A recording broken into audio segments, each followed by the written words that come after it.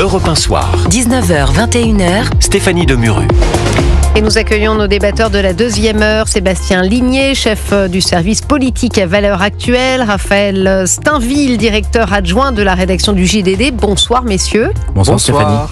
Et mon invité, Henri Guénaud, haut fonctionnaire, économiste et ancien conseiller spécial de Nicolas Sarkozy. Bonsoir Henri Guénaud. Vous nous accompagnez jusqu'à environ 20h40, pas 19h40, 20h40 pour commenter l'actualité. Alors, nous sommes le 25 juillet, mais il y a malgré tout, 24 juillet, mais il y a malgré tout de l'actualité politique. On a parfois même le sentiment que la campagne de 2027 est presque lancée. Il y a évidemment la friture sur la ligne Retailleau-Macron, David Lisnard qui propose une primaire ouverte dès mai 2026. En tout cas, Bruno Retailleau est différent d'Emmanuel Macron, ça on l'avait compris, mais il tient vraiment à le faire savoir. Il a raison d'insister sur sa singularité, le ministre de l'Intérieur ? Non, d'abord sa singularité, tout le monde la connaît. Ah, il n'a jamais caché ses opinions, tout le monde sait ce qu'il pense. Bon. Mais quand on est ministre dans n'importe quel gouvernement, on cherche chef pas de parti aussi. Cultiver, c'est d'abord. Oui, mais non, on est d'abord ministre. Voilà. Donc on est d'abord ministre. C'est bien les partis, mais ce qu'on doit à son parti est sans commune mesure avec ce qu'on doit à son pays, ce qu'on doit à l'État. Voilà, donc on est d'abord ministre. Donc quand on est ministre, on cultive pas sa singularité, on essaye autant que possible, c'est pas toujours facile, mais de cultiver une forme de collégialité, de solidarité. Ça s'appelle la solidarité gouvernementale que Jean-Pierre Chevènement avait très bien résumé par la formule un ministre ça ferme sa gueule ou ça s'en va. Voilà. Mais ce qu'il a fait d'ailleurs. Bon. Donc, je trouve. Ça veut dire quoi qu'il devrait partir selon vous, Henri Guénaud ? C'est vrai tout le temps, et c'est encore plus vrai dans les circonstances actuelles.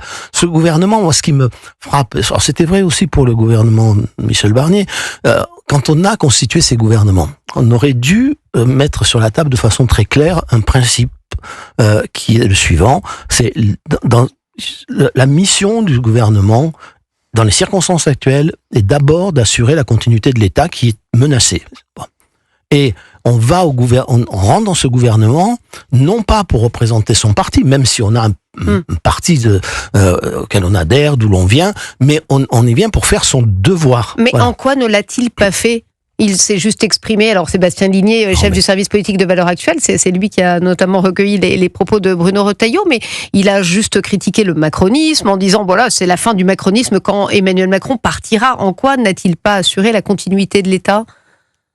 Non, mais c'est qu'il il met en danger la cohésion du gouvernement, mais il n'est pas le seul. C'est à peu près tous les ministres font ça. Donc tous les ministres font ça. Le président de la République n'est pas le dernier à ne pas jouer, à ne pas faire passer son devoir de président avant ses comment dire, pas ses caprices, mais ses pulsions personnelles. Donc on parlera peut-être tout à l'heure du budget. Oui. Le Premier ministre présente un budget dont une bonne partie de sa majorité qu'une bonne partie de sa majorité rejette en réalité. Donc voilà, tout le monde s'y met. C'est-à-dire, c'est au lieu de faire passer le sens de l'État et le devoir d'assurer et les devoirs de cette charge qui sont encore une fois très particuliers dans cette circonstance. C'est pas un gouvernement qui est fait pour entreprendre la réforme de l'État, pour entreprendre la réforme du pays. On peut me dire, on peut pas rester 2 ans sans rien faire. Mais dans ce cas, il fallait pas dissoudre. Il fallait pas que les partis se comportent comme ça. Voilà, il fallait pas que les partis se comportent comme ça pendant l'élection. Il fallait pas que le président se comporte comme ça non plus au moment de choisir un premier ministre. Et il faut pas que ni les partis, le personnel politique, les responsables politiques participent à ce gouvernement ou à cette minorité qu'est le bloc central aujourd'hui, avec des arrière-pensées. Ils les ont très bien, ils les mettent un peu de côté. Voilà. Et puis le jour où la campagne présidentielle commencera, alors les uns ou les autres sortiront, reprendront leur liberté. On a parfois l'impression, comme je le disais, qu'elle a commencé. Mais Raphaël Steinville veut vous. Oui, Henri Guénaud, ce socle commun ou ce bloc central, finalement, qu'ont-ils de commun entre eux ? Sinon, de ne pas vouloir que la gauche mélenchonisée arrive au pouvoir. C'est peut-être ça quand même, ce qui explique que des voix différentes s'expriment. Ils n'ont rien de commun. Vous venez de le dire. Non, ils n'ont rien de commun. Non, ils n'ont rien de commun. C'est la première fois dans notre histoire politique que nous sommes en face d'une situation comme celle-ci, c'est-à-dire on a une majorité qui n'est pas issue d'un accord, d'une alliance électorale, qui n'est pas non plus issue d'un accord de gouvernement, où chacun pense le contraire de l'autre. Ce sont des gens qui se sont combattus jusqu'au dernier moment, et donc s'ils l'ont fait, et il y a une phrase d'ailleurs très juste de Bruno Retailleau, il dit si on est venu, c'est pour éviter le chaos. Bon, et le chaos, c'est pas seulement savoir si la gauche va aller au pouvoir. D'abord, elle n'aurait pas pu gouverner la gauche, de toute façon, et elle aurait été renversée dès le lendemain de sa nomination. Donc, c'était pas ça le danger. Le danger, c'est qu'il n'y ait pas de gouvernement, c'est qu'il n'y ait pas de budget, c'est que l'État s'arrête. Voilà, ça, c'était le principal danger. Donc, moi, je trouve très bien que LR ait accepté d'aller au gouvernement, que les autres aient accepté de siéger avec LR, mais à ce moment-là, il faut aller au bout de cette démarche. Au bout de cette démarche, en se disant, je suis ministre par devoir. Il veut y rester, il n'a pas dit qu'il voulait partir, Bruno Retailleau, il veut continuer à peser. C'est pas tenable dans ces conditions-là, parce que tout ça n'a pas commencé d'abord avec l'interview de Valeurs Actuelles. Il y a eu l'énergie, il y a l'Algérie, il y a tout ça. Mais tout ça sur la place publique. Mais est-ce qu'il n'a pas eu raison sur l'Algérie quand même, Henri Guénaud? Non. Mais non. Pourquoi non? Parce que d'abord, il est ministre de l'Intérieur, qu'il y ait des tensions à l'intérieur du gouvernement sur ce sujet. D'accord, mais qu'est-ce que ça vient faire sur la place publique? Alors, attendez, il est ministre de l'Intérieur. Je vous rappelle que, par exemple, en février dernier, il y a quand même eu un attentat à Mulhouse qui a causé la vie d'un citoyen portugais, je crois, d'origine portugaise, français. L'Algérie a refusé par 14 fois de reprendre ce citoyen. Ça concerne parfaitement Bruno Retailleau en tant que ministre de l'Intérieur. Ça concerne le gouvernement dès lors qu'il s'agit d'un rapport avec un État, avec un autre État. Mais sinon, il n'y a plus de gouvernement, plus jamais, c'est fini. C'est fini. Enfin, moi, je suis désolé, mais les principes, c'est fait pour être utilisé et respecté. Et sur un autre sujet, Henri Guénaud, sur le plan pluriannuel de l'énergie, n'a-t-il pas bien fait d'exprimer une divergence profonde avec ce qui était prévu, les 300 milliards qui étaient engagés notamment dans le renouvelable? Non, mais ça nous engage sur des années. Mais moi, ça va lester. Je suis d'accord sur le fond. C'est pas la peine d'essayer de me convaincre. La question est de savoir. Oui, mais dans ce cas, les principes, c'est beau les principes. On s'en va. On redevient on devient uniquement chef de parti et on fait campagne contre. Voilà, les députés LR à l'Assemblée vont voter contre. Voilà. Et puis le président du groupe LR, il va monter au créneau. Voilà. Et puis le Sénat, les LR au Sénat vont faire la même chose. Alors c'est vrai que c'est un cas qui est un petit peu différent. On est comme dans une forme de cohabitation. Est-ce que c'est clairement l'échec de la coalition? Ça n'est pas une cohabitation, justement. Oui, non, c'est une coalition. Mais est-ce qu'on est clairement en France incapable d'être dans une coalition comme le font les Allemands, par exemple? Alors moi, ça n'a jamais été un modèle pour moi parce que ça marche un peu mieux que chez nous, quand même. Oui, enfin, regardez l'état de l'Allemagne, mais regardez ce qui monte en. Non, on a toujours une vision idyllique, mais c'est en Italie, par exemple, alors, si vous préférez, où ça marche pas mal. Oui, mais enfin, la coalition, elle a été faite avant, Oui, mais c'est la preuve que ça peut marcher. C'est pas pareil. Non, mais il y a la coalition qui est faite avant les élections, l'accord de gouvernement qui est conclu avant les élections est soumis aux électeurs. C'est exact. Voilà, on a fait ça avec l'UDF, le RPR, et puis des coalitions. Il y en a eu beaucoup dans notre histoire. Mais moi, j'ai jamais trouvé que c'était un grand modèle de démocratie que les accords de gouvernement soient négociés et signé après les élections. Voilà, je pense que c'est pas vraiment une sommet de démocratie, et ça explique aussi que le fossé qu'on trouve pour d'autres raisons en France ou au Royaume-Uni entre la politique et le citoyen se creuse aussi en Allemagne. Sinon, l'AfD dépasserait pas les 20%. Voilà, c'est la société la plus duale d'Europe. C'est une société, elle est dans un moment extrêmement difficile. Alors, ils sont capables de faire des transgressions intellectuelles que nous ne sommes pas capables de faire. Et puis ils ont vraiment une culture pour le coup du compromis en Allemagne. Oui, enfin moi on verra, mais moi je pense pas que le compromis après les élections soit toujours la meilleure chose qui soit. Voilà, je veux dire. Et de toute façon, où est-ce qu'on le cherche le compromis là? Je veux dire, Bayrou vient avec son projet de budget. Où est le compromis? Si on va au bout de ce budget, vous allez voir que ça va être une impasse. C'est-à-dire que ce gouvernement ne survivra pas. Il y a des risques. Sébastien Ligné voulait intervenir. Non, parce que je pense malgré tout, je vais un peu défendre ma paroisse, mais que je n'ai pas attaqué. Non, mais que cet entretien a quand même ou en tout cas les propos de cet entretien ont quand même un intérêt, même un double intérêt. Déjà parce qu'il lève le voile sur une grande hypocrisie, selon moi, qui est la question du macronisme en tant que tel. Quand il pose la question du macronisme, il a raison. Qu'est-ce qui définit ce terme concrètement? Le macronisme, quand il dit que c'est ni un mouvement politique ni une idéologie, mais que ce n'est seulement qu'un homme.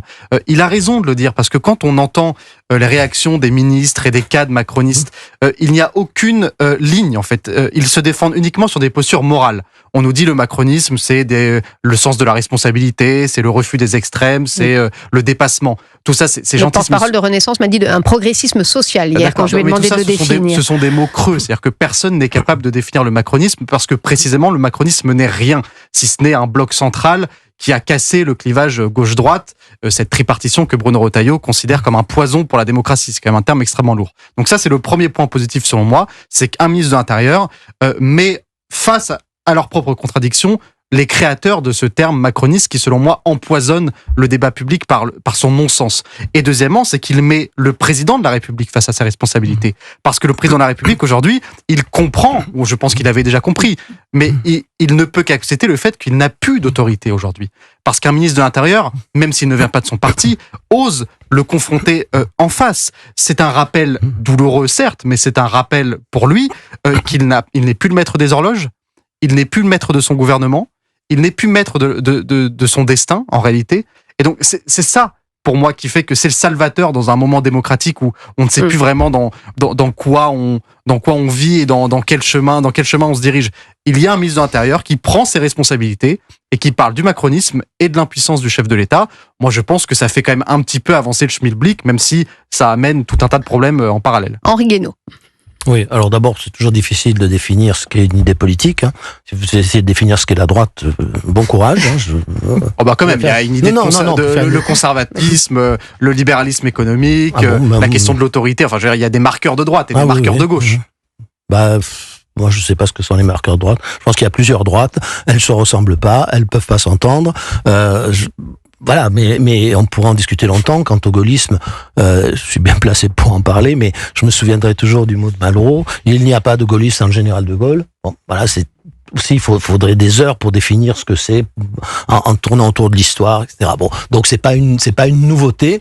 Le problème, c'est pas qu'on a du mal à définir le macronisme, qui n'est d'ailleurs pas un dépassement, mais en même temps, c'est pas le dépassement gaulien de la droite et de la gauche, hein, ce qui est, pardon, mais la marque principale du gaullisme, vous savez, gouverner au nom d'une faction est une faute. Le général de Gaulle. Henri Guénaud, je vais vous faire... Oui. Juste, je voudrais aller un tout petit peu plus loin. Donc, il n'y a pas plus anti-macroniste que moi. Je pense que le macronisme... c'est bien de le rappeler. C'est vrai que... Non, mais vous avez pris moi, j'ai jamais appelé à voter pour Emmanuel Macron. J'en connais qui sont très anti-macronistes, mais qui ont quand même appelé à voter 2 fois pour Emmanuel Macron au second tour. Moi, ça m'est jamais arrivé. Et je l'ai assumé publiquement, non sans me faire insulter. Voilà. Donc, le macronisme, c'est une psychologie, c'est la psychologie de Macron. Voilà, c'est-à-dire qu'il n'y a pas. Oui, mais alors vous dites la même chose que Bruno Retailleau. Il n'y a aucune idéologie, mais je ne suis pas ministre de l'Intérieur, c'est tout. Je suis tout à fait d'accord avec lui. Je suis tout à fait d'accord avec sa phrase. Oui. Pardon, comme je suis tout à fait d'accord quand il écrit sur l'énergie, mais simplement, je suis pas ministre de l'Intérieur. Voilà, et que quand on est ministre de l'Intérieur, surtout dans les circonstances actuelles, je pense que on s'empêche de dire ça. Voilà, mais vous pensez pas que de la part d'un président de la République qui, semble-t-il, n'a pas tout à fait compris, n'a pas retenu les leçons des dernières législatives, et qui, semble-t-il, est encore persuadé qu'il a encore la main, et il n'est pas perdu, et qu'il peut encore revenir, et qu'il peut encore décider. Est-ce que ce n'est pas quand même salvateur qu'un ministre de l'Intérieur mette un président de la République face à ses responsabilités et lui dise « Pardon, monsieur le président, avec tout le respect que j'ai pour votre fonction, vous n'êtes plus aujourd'hui le chef de l'État ». Si, il est toujours le chef de l'État, ça. Chef du gouvernement. Non, mais qu'il n'ait plus de pouvoir, que son pouvoir est finalisé, ça c'est une chose, mais c'est autre chose. On n'est pas en cohabitation. Même en cohabitation, le chef de l'État, quand ça a été notamment François Mitterrand ou Jacques Chirac, a un rôle qui peut pas être. On n'est même pas en cohabitation. Il faut bien comprendre qu'aujourd'hui, le principal parti du bloc gouvernemental, c'est le parti du président. Voilà. Ce qu'il y a d'extraordinaire dans tout ça, c'est que le perdant évident de législatives, c'est le président de la République et son parti. Et que ce parti est toujours au pouvoir. On va continuer ces discussions. Henri Guénaud, restez avec nous après la pub. Et petite annonce, si vous avez la chance de partir en vacances, Europe 1 vous accompagne dans tout le pays, comme à Montpellier, sur le 9409, à Bayonne, sur le 101,7, ou encore à Annecy, sur le 104,8, la fréquence, évidemment. Vous pouvez aussi écouter Europe 1 en DAB+, sans changer de fréquence par exemple.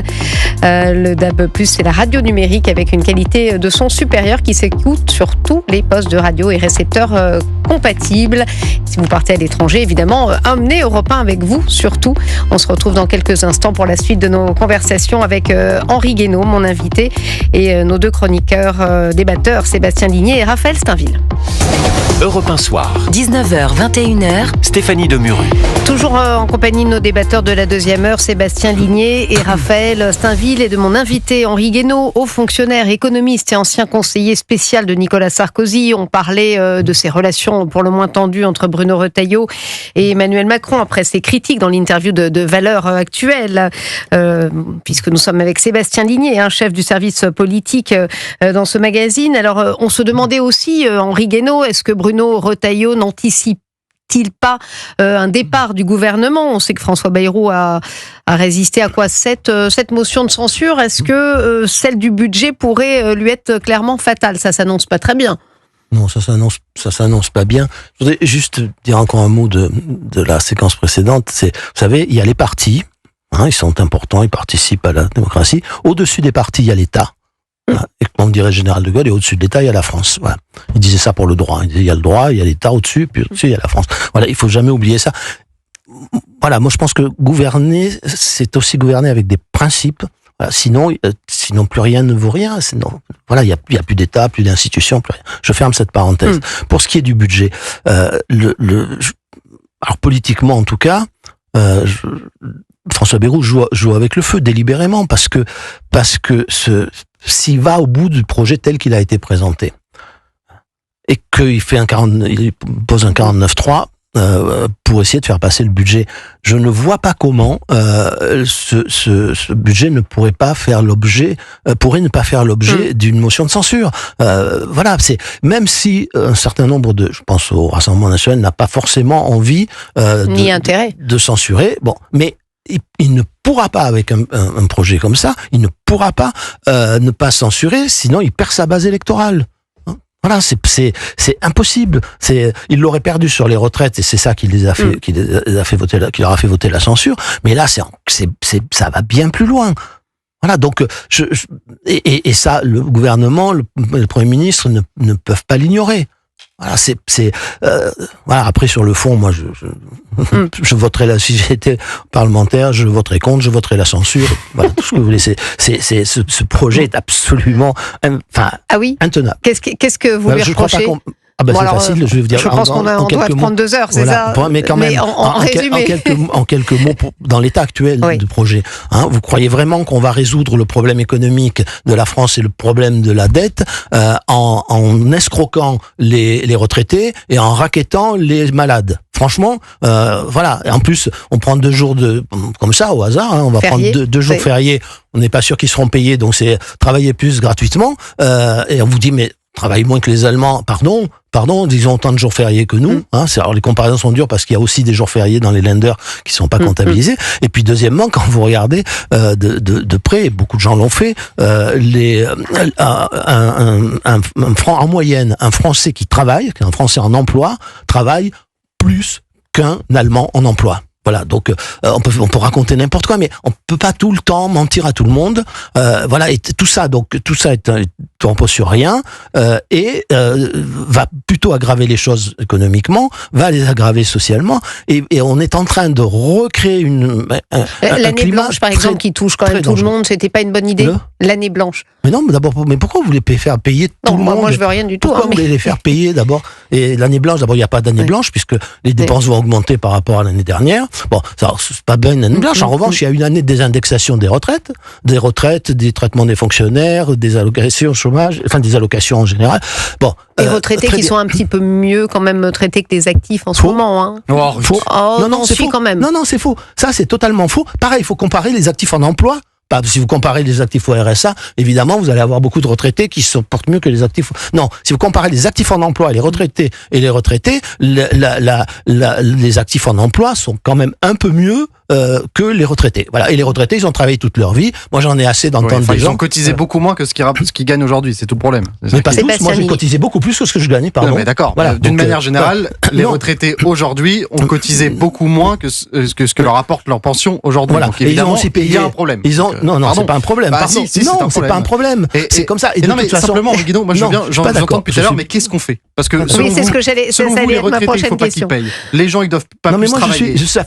L'année blanche, ça sert à rien. 30 ans. Comment on trouve 40 milliards? Mais je ne veux pas trouver les 40 milliards. Je pense que cette politique-là, d'abord, on ne sait pas ce que c'est 40 milliards par rapport à quoi? On ne sait pas. C'est par rapport à une tendance. On ne sait pas comment elle est calculée. Réduire le déficit. Non, mais par rapport à quoi? Vous faites des économies par rapport à quelque chose. Est-ce que c'est par rapport au montant des dépenses de l'année dernière? Ça, on sait à peu près ce que c'est. Ou est-ce que c'est par rapport à une tendance dont on ne sait pas pour quelles hypothèses elle est calculée? Donc, vous quand on pose la question pour les ministres, le budget, il faut trouver de l'argent. Mais non, mais ça ne peut pas fonctionner comme ça. Ça ne marche pas comme ça. Moi, ça fait 40 ans que je me bats contre ce genre de politique qu'on fait régulièrement. On a fait ce qu'on fait au tournant de la rigueur, les socialistes. C'est ce qu'a fait le plan Juppé. Qu'est-ce que vous auriez fait davantage réduire, par exemple, les dépenses publiques, le train de vie de l'État? Je ne sais pas. Non, c'est une question. Pas de cette façon. Il se pose comment? Si vous voulez, de la façon suivante. Je vous explique, mais après, il faudrait 3 heures pour développer. Dire je vais remettre de l'ordre dans les finances publiques, c'est aussi bête, pardon, que de dire je vais remettre d'aplomb les comptes de l'entreprise. Quand vous voulez remettre d'accord les comptes de l'entreprise, vous remettez d'aplomb l'entreprise. Voilà, et ça va remettre d'aplomb les comptes. Sinon, qu'est-ce que vous faites dans une entreprise? Vous appelez un cost killer et vous dites voilà, alors c'est la politique comptable, c'est la même chose que ce qu'on fait aujourd'hui. Et puis il va prendre son tableau Excel, il va dire alors là on 10%, là 20%. Moi j'en ai vu beaucoup des entreprises qui faisaient appel à un cost killer ou les actionnaires ou un fonds actionnaire appelé les cost killers en général la plupart du temps ils tuent l'entreprise. Pourquoi? Parce que on tient absolument pas compte des réactions des gens. Alors les meilleurs s'en vont parce qu'ils sont méprisés, maltraités. Bon, et les autres travaillent plus. Oui. Donc ça ne peut pas marcher comme ça. Et si vous voulez, il faut remettre de l'ordre dans les finances publiques. Oui. Il faut remettre de l'ordre dans la société, dans l'économie. Voilà. Vous voulez pas le faire. C'est ce qu'on ne fait pas depuis des décennies. Mais ça passe par quoi concrètement? Mais ça passe par quoi? Ça passe d'abord par l'investissement, parce que ça c'est la clé de tout. On a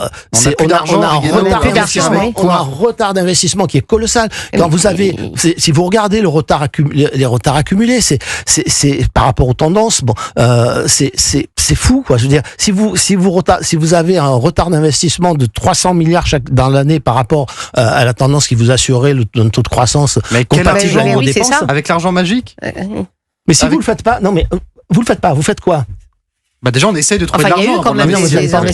Vous n'allez pas en trouver. Si vous faites des économies sur la bureaucratie de l'hôpital, vous allez devoir le reverser immédiatement sur les soignants et sur les soins. Donc, si vous faites de l'économie sur les effectifs de l'éducation nationale, vous allez devoir le reverser sur la rémunération des. Pour vous, la réforme des retraites, dépasser les 35 heures, ça ne vous apparaît pas comme des mesures nécessaires au vu de notre situation économique? Non, parce que c'est pas comme ça qu'il faut prendre le problème. La réforme des retraites, j'ai des comptes. Pourquoi? Parce que vous ne gagnez de l'argent avec les réformes d'âge que si vous escroquez les gens qui ont commencé à travailler tôt. Voilà. Et étonnez-vous après qu'il y ait un tel rejet. Faire quoi, par exemple, mettre un petit peu de capitalisation? Non, ça vous a pas échappé qu'aujourd'hui le nombre des décès est supérieur au nombre des naissances. Le débat est tellement oui, mais alors vous faites comment? Parce que vous dites beaucoup non, Henri Guénon. Parce que tout ça, c'est tout ça qui nous a amené là où nous en sommes. C'est cette façon de raisonner. On a le sentiment que vous êtes à l'image d'ailleurs de la France. C'est-à-dire que tout le monde dit les économies, ok, mais pas chez nous. Et c'est vrai que dans le fond, vous avez raison. Pas les hôpitaux, pas l'éducation, mais on s'en sort comment? Mais c'est pas des économies, l'éducation. Si ce que vous faites détruit votre potentiel de croissance, vous ne vous en sortirez jamais. Jamais. Oui, mais vous êtes vraiment. Voilà. C'est vrai qu'on a. Donc il faut travailler à ça. Il faut aller chercher la maîtrise de nos frontières. Voilà une idée. Remettre de l'ordre dans la société. Il n'en a pas parlé de remettre de l'ordre dans la société. Il n'y a pas eu un mot sur l'immigration illégale. Mais pourquoi? parce que on ne s'intéresse pas à ça. On s'intéresse pas. On peut s'intéresser à l'immigration pour d'autres raisons, mais l'idée qu'il faut remettre de l'ordre dans la société, c'est vrai, c'est compliqué, c'est difficile, ça prend du temps. Il n'y a pas d'autre choix. Mais remettre de l'ordre dans la société, remettre de l'ordre dans l'économie, essayer de rattraper notre retard d'investissement. Si vous avez 300 milliards par an, au bout de 10 ans, vous avez fait vos 3000 milliards. Donc on relâche 300 milliards là, comme ça. Non, mais en fait, si je comprends bien Henri Guénaud, oui, je crois entrevoir la réponse. C'est que l'immense problème qui pèse sur la France, c'est l'Europe.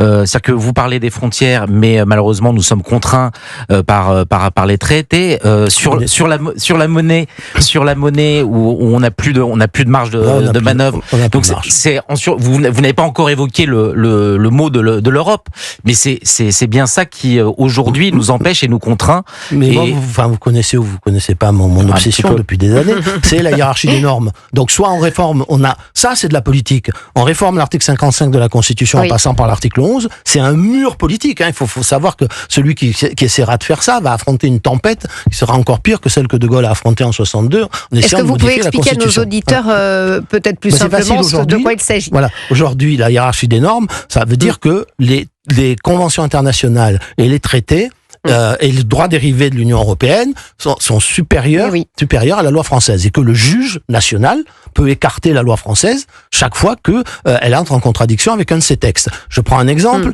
Le ministre de l'Intérieur dit il faut rétablir le délit de maintien en situation irrégulière sur le territoire. C'est la Cour de justice qui a décidé que ça n'était pas conforme au traité. Bon, donc si vous ne changez pas la Constitution, les juridictions continueront à l'écarter. Pourquoi le gouvernement socialiste... Parfois la France surtranspose, on le voit. Non, mais surtranspose, oui, mais pas sous-transpose. Voilà. Ça, c'est pas possible. Voilà. Et donc, parce que vous avez des juridictions, et que les juridictions, vous n'avez aucune prise. Pourquoi on a supprimé ce délit? On l'a supprimé parce que les juridictions ne l'appliquaient plus. Voilà. Merci Henri Guénaud, j'espère que vous avez pu vous exprimer suffisamment. Vous avez ouvert des tiroirs, il faut des heures. Ah oui, mais là, ça fait 3 quarts d'heure déjà. Merci en tout cas d'avoir été avec nous en direct sur Europe 1. Merci à vous.